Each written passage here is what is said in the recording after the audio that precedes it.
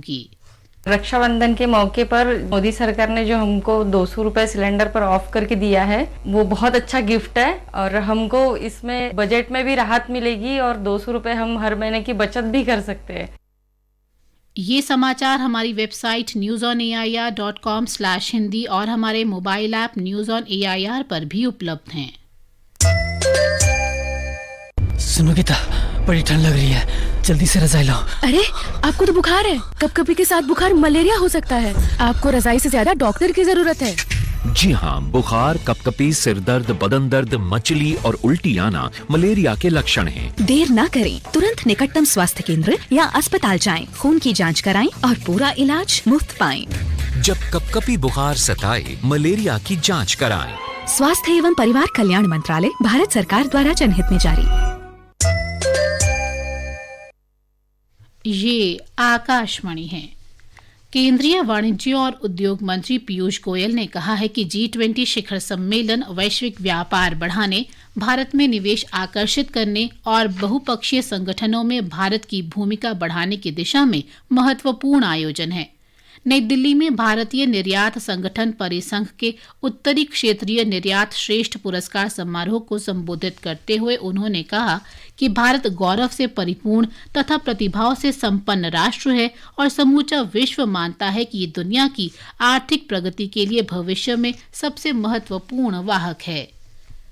प्रधानमंत्री के प्रधान सचिव डॉक्टर PK मिश्रा ने आज नई दिल्ली में G20 समन्वय समिति की बैठक की अध्यक्षता की। उन्होंने नई दिल्ली में G20 नेताओं के शिखर सम्मेलन की तैयारियों की समीक्षा की। समन्वय समिति की ये 9वीं बैठक थी। बैठक में G20 सचिवालय और विदेश, गृह, संस्कृति, सूचना और प्रसारण मंत्रालय तथा दूरसंचार विभाग के वरिष्ठ अधिकारी शामिल हुए। बैठक के दौरान प्रधान सचिव ने सभी संबंधित अधिकारियों और संगठनों के प्रमुखों को शिखर सम्मेलन के निर्बाध आयोजन के लिए सभी प्रयास करने को कहा। विभिन्न एजेंसियों के बीच सुगम समन्वय के लिए भारत मंडपम में विभिन्न एजेंसियों का नियंत्रण कक्ष बनाया जाएगा। डॉक्टर मिश्रा ने आयोजन स्थल पर नटराज की प्रतिमा लगाने के कार्य की प्रगति की समीक्षा की। आगंतुक नेताओं की पत्नियों के लिए कार्यक्रम स्थल को विशेष रूप से सजाने के कार्य की समीक्षा की गई। G20 के लिए पहली बार मोबाइल ऐप विकसित किया गया है। ये G20 इंडिया ऐप एंड्रॉयड और iOS से डाउनलोड किया जा सकता है। G20 शिखर सम्मेलन से पहले दिल्ली पुलिस ने सुरक्षा के मद्देनजर राष्ट्रीय राजधानी में पैराग्लाइडर्स, हैंग ग्लाइडर्स और हॉट एयर बैलून्स जैसे हवाई उपकरणों के संचालन पर रोक लगा दी है।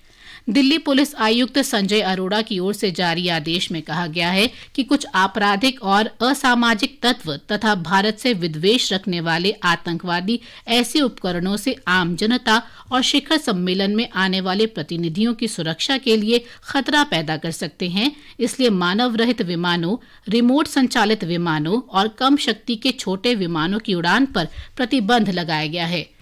G20 शिखर सम्मेलन के दौरान ऐसे सभी हवाई उपकरणों पर प्रतिबंध रहेंगे और दोषी लोगों को भारतीय दंड संहिता के अंतर्गत सजा दी जाएगी।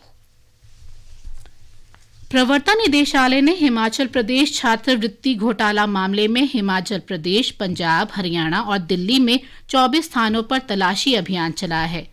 ये तलाशी अभियान राज्य शिक्षा विभाग के अधिकारियों, बैंकों और निजी विश्वविद्यालयों तथा संस्थानों से संबंधित संस्थाओं के मालिकों पर चलाया गया, जो कथित तौर पर छात्रवृत्ति निधि के दुरुपयोग में शामिल थे। निदेशालय के अनुसार तलाशी अभियान के दौरान 75 लाख रुपए की नकदी जब्त की गई और बैंक खातों में पड़े 2 करोड़ 55 लाख रुपए फ्रीज कर दिए गए। हरियाणा सरकार ने नई शिक्षा नीति में आत्मनिर्भर भारत के लिए अनुसंधान को बढ़ावा देने के प्रस्ताव को मंजूरी दी है। इसमें विज्ञान, टेक्नोलॉजी, सामाजिक विज्ञान और मानविकी में मुख्यमंत्री फेलोशिप शामिल है। इसमें हर परियोजना के लिए 75,000 से 1 लाख रुपए तक की राशि दी जाएगी। राष्ट्रपति द्रौपदी मुर्मू कल से छत्तीसगढ़ की 2 दिन की यात्रा पर रहेंगी। वे रायपुर में सकारात्मक परिवर्तन का वर्ष विषय पर ब्रह्म कुमारी के राज्य स्तरीय कार्यक्रम में शामिल होंगी। राष्ट्रपति शुक्रवार को बिलासपुर में गुरु घासीदास विश्वविद्यालय के 10वें दीक्षांत समारोह में शामिल होंगी। नागालैंड की राजधानी कोहिमा ने वर्ष 2022 के लिए इंडिया स्मार्ट सिटी अवार्ड के तहत पूर्वोत्तर क्षेत्र के लिए क्षेत्रीय स्मार्ट सिटी पुरस्कार जीता है। सिक्किम के नामची और कोहिमा को संयुक्त रूप से ये पुरस्कार मिला। ये दोनों शहर देश के पुरस्कृत 66 स्मार्ट शहरों की सूची में शामिल हैं। ये समाचार आकाशवाणी से प्रसारित किए जा रहे हैं। ताज़ा समाचार जानने के लिए आप हमारे Twitter handle @AIR News Hindi को फॉलो कर सकते हैं।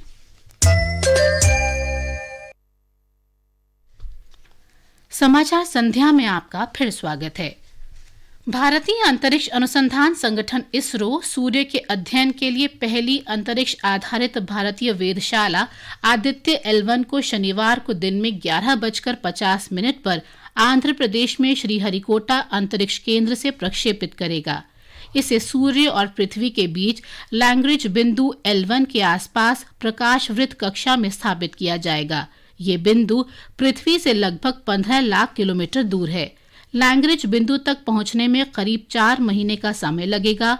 L1 बिंदु के पास प्रकाश वृत्त कक्षा का लाभ ये है कि ग्रहण जैसी स्थितियों और अन्य बाधाओं के बिना सूर्य की गतिविधियों का अध्ययन कर सकता है। आदित्य L1 अभियान सूर्य के वातावरण और सौर वायु का भी अध्ययन करेगा।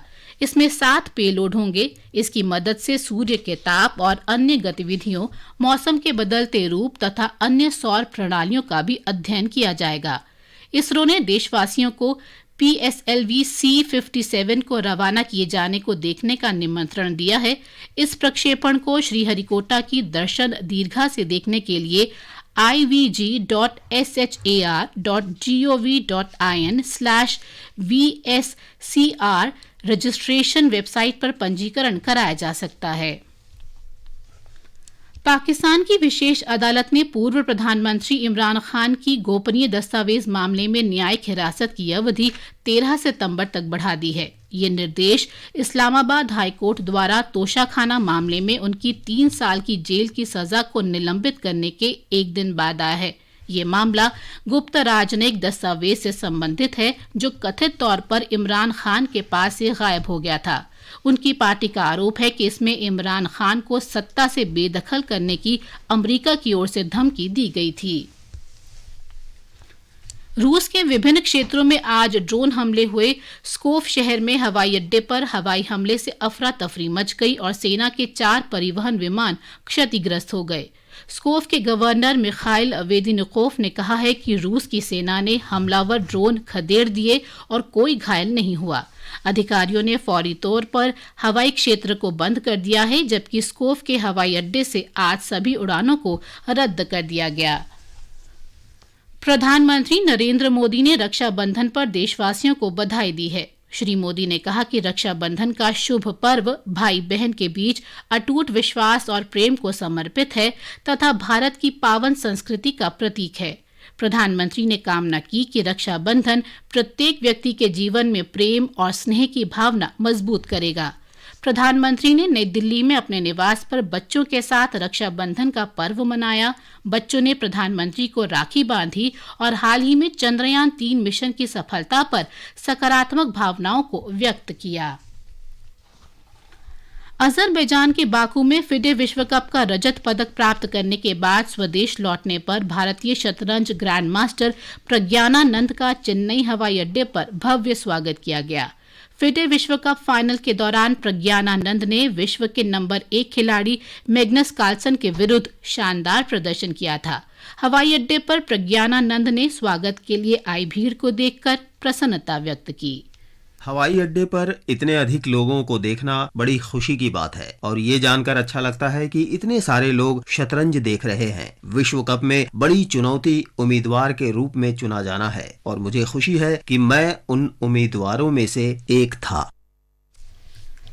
अमेरिकी ओपन टेनिस टूर्नामेंट में महिला सिंगल्स के दूसरे दौर में वर्तमान विजेता पोलैंड की ईगा श्वियातेक का मुकाबला ऑस्ट्रेलिया की डारिया सेविल से होगा। ये मैच भारतीय समय अनुसार आज रात 9:45 बजे से खेला जाएगा। इससे पहले पुरुष सिंगल्स में अमेरिकी ओपन टेनिस टूर्नामेंट में मौजूदा चैंपियन स्पेन के कार्लोस अल्कराज भी दूसरे दौर में पहुंच गए। अल्कराज और जर्मनी के डोमिनिक कोइफर के बीच पहले दौर के मैच के दौरान कोइफर घायल होने के कारण मैच से हट गए थे। उस समय अल्क्राज 6-2, 3-2 से आगे चल रहे थे। एशिया कप क्रिकेट टूर्नामेंट शुरू हो गया है। ये पाकिस्तान और श्रीलंका में 4 स्थानों पर खेला जाएगा। प्रतियोगिता के पहले मैच में आज पाकिस्तान के मुल्तान में पाकिस्तान का मुकाबला नेपाल से हो रहा है। भारत श्रीलंका के कैंडी में 2 सितंबर को पाकिस्तान के साथ अपना अभियान शुरू करेगा। अंत में मुख्य समाचार एक बार फिर। इलेक्ट्रॉनिकी और सूचना प्रौद्योगिकी मंत्री अश्विनी वैष्णव ने कहा, सरकार को आईटी हार्डवेयर के लिए उत्पादन से जुड़ी प्रोत्साहन योजना के अंतर्गत देश में लैपटॉप, पीसी और सर्वर के उत्पादन के लिए कंपनियों से उत्साहवर्धक प्रतिक्रिया मिली है। केंद्रीय संस्कृति मंत्री जी किशन रेड्डी ने कहा, घरेलू रसोई गैस सिलेंडर की कीमत में कटौती से करोड़ों लोगों, विशेषकर गरीब महिलाओं को मदद मिलेगी। देश के विभिन्न भागों में रक्षाबंधन के त्योहार का हर्षोल्लास। पाकिस्तान की एक विशेष अदालत ने पूर्व प्रधानमंत्री इमरान खान की न्यायिक हिरासत की अवधि 13 सितंबर तक बढ़ाई। और अमेरिकी ओपन टेनिस टूर्नामेंट के दूसरे दौर में आज रात पोलैंड की ईगा श्वियातेक का मुकाबला ऑस्ट्रेलिया की डारिया सेविल से होगा। इसके साथ ही समाचार संध्या का ये अंक समाप्त हुआ। नमस्कार।